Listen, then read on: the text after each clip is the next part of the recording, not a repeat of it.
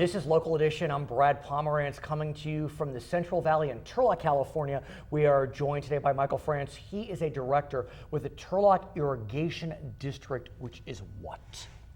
Turlock Irrigation District is a distributor of water. We divert water from the Tuolumne River, with the oldest irrigation district in the state of California. Really? Been here since 1887. Wow. And we take water from the river and we store it in Lake Don Pedro, run it through a long series of canals, and we take it all the way to people's farms. So that year is relevant. What's the year again? 1887. Okay, so as you may know, recently the State Water Board issued curtailment orders demanding that even senior rights holders pull back their use of water, meaning their diversion of water from lakes and streams. Junior rights holders had been ordered a few months ago, now senior rights holders, but they only went back to 1903. Yeah. You're 1880. 1887, So and our rights you're were in. filed shortly after.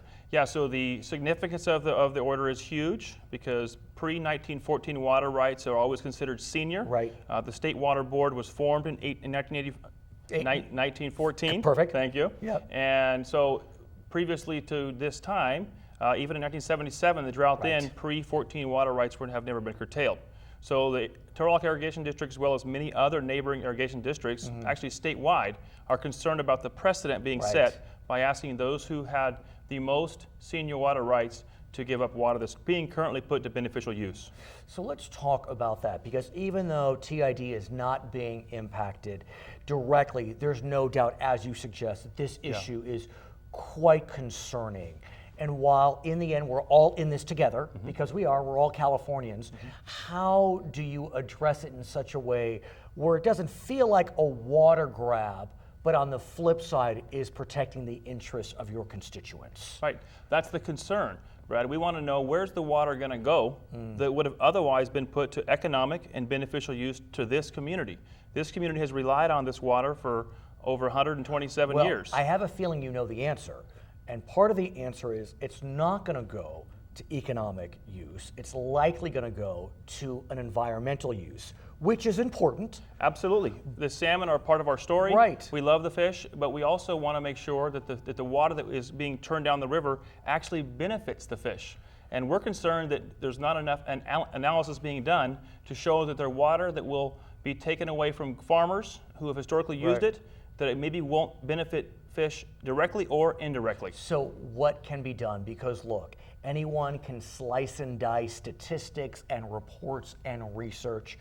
We know the courts have been very protective of the rights of fish, not commenting one or the other, but it is a fact. One of those fish, the smelt, as you know, in the Delta region. So what do you do to try to address this in such a way that, again, is seen as best for the entire community? So in my perspective, the way we get better at it is we talk more and we find ways to adaptively manage the resource. So that means that farmers are already making significant concessions. Our farmers this year have been curtailed 60%. They're receiving 60% less water than they would have historically been given.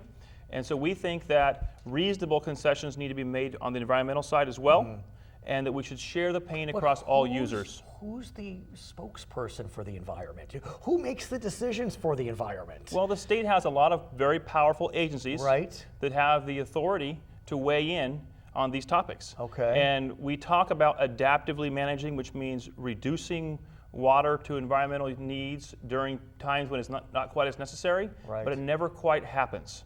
And so we think that as the water becomes more and more precious, we need to get better at making sure that it's going towards the highest form of use. Okay, so let's talk about how you and your constituents are doing today on the ground. You farm or you have a nursery? I'm in the wholesale nursery business. Okay, but you're Yeah. part of the kind of the community. Sure, hopefully so, The yes. community. And so how are you all doing? How's it going here in the Central Valley? Well, already you see substantial amounts of land fallowed.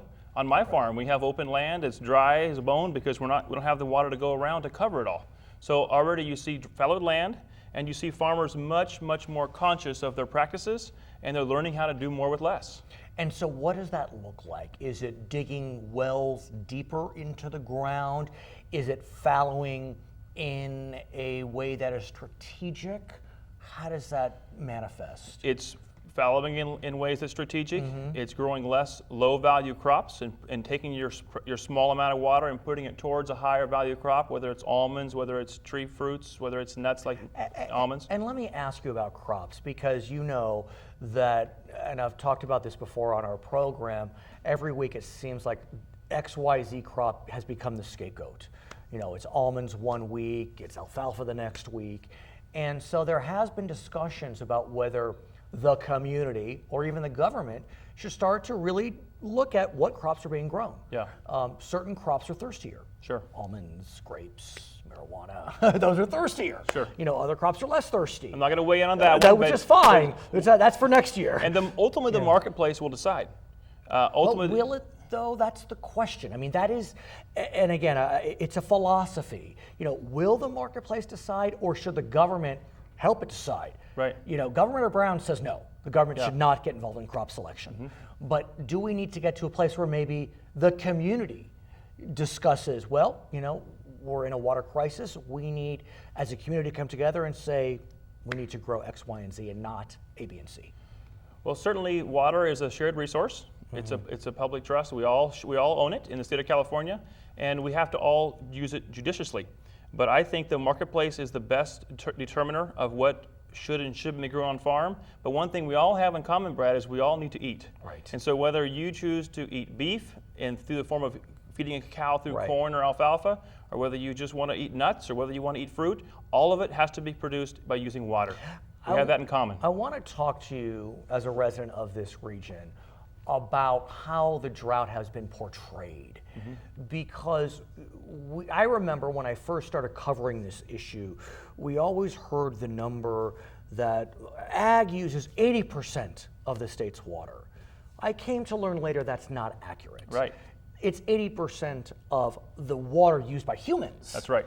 And so it's a 50-50 split. Right. So 50% goes to the environment and 50% goes to human usage, Right. or human diversion. So Sure. the 50% that we can control and we manage, of that 50% half, 80% goes Right. to ag and municipal urban users, such Right. as you and I, as city Right. homeowners, and also farmers, and the other 20 goes to additional environmental releases. But the first half goes to the environment. So what do you know, when someone starts beating up on ag, Yeah.